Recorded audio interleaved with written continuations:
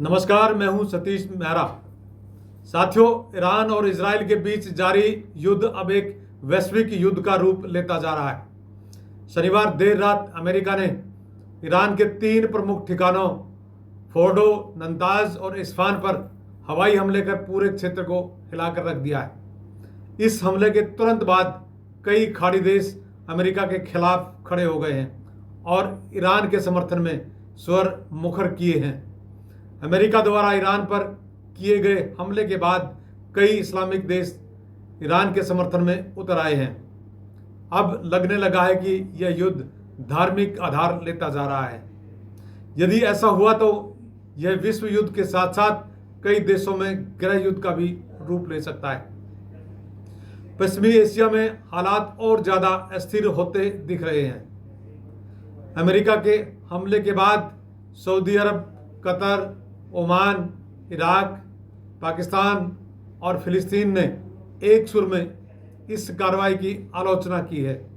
इन देशों ने भले ही सैन्य मदद का ऐलान नहीं किया हो, लेकिन अमेरिका के कदम को गैर जिम्मेदाराना और तनाव बढ़ाने वाला बताया है। सऊदी अरब के विदेश मंत्रालय ने बयान जारी कर कहा कि इस पूरे घटनाक्रम में संयम की सख्त जरूरत है। उन्होंने सभी पक्षों से शांति की अपील भी की है और अमेरिका की हवाई कार्रवाई को क्षेत्रीय स्थिरता के लिए खतरा बताया है।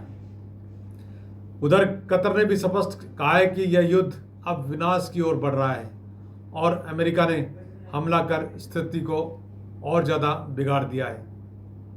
ओमान और इराक ने अमेरिका के इस कदम को भड़काऊ बताया और कहा भी है कि इसके गंभीर परिणाम सामने आने वाले हैं। इराक ने कहा कि वह किसी भी ऐसे कदम के खिलाफ है जिससे क्षेत्रीय तनाव और बढ़े। साथियों, एक दिन पहले तक अमेरिका के प्रति सकारात्मक रुख दिखाने वाला पाकिस्तान अब विरोध में खड़ा होता दिखाई दे रहा है। पाकिस्तान के विदेश मंत्रालय ने इस हमले को अंतर्राष्ट्रीय कानूनों का उल्लंघन बताया है। साथ ही हमास ने फिलिस्तीन की ओर से बयान जारी कर कहा कि ईरान अकेला नहीं है, हम उसके साथ हैं। इस युद्ध में ईरान का रणनीतिक समर्थन करने वाले रूस और चीन की ओर से अब तक कोई तीखा बयान सामने नहीं आया है।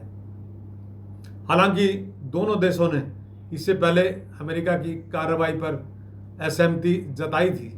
अब दुनिया की नज़र इस पर है कि क्या रूस और चीन ईरान को सैन्य सहायता देंगे या अमेरिका से सीधे टकराव का जोखिम लेंगे।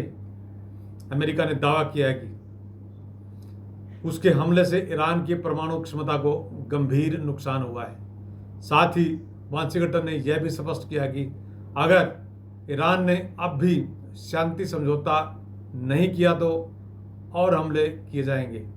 उधर हमले के बावजूद ईरान परमाणु कार्यक्रम जारी रखे हुए है। साथियों, अमेरिका और हमलावर होता है तो यह निश्चित है कि युद्ध धार्मिक युद्ध की ओर बढ़ेगा, जो विश्व युद्ध से भी खतरनाक हो सकता है। नमस्कार, आप देखते रहें अर्थ प्रकाश टीवी।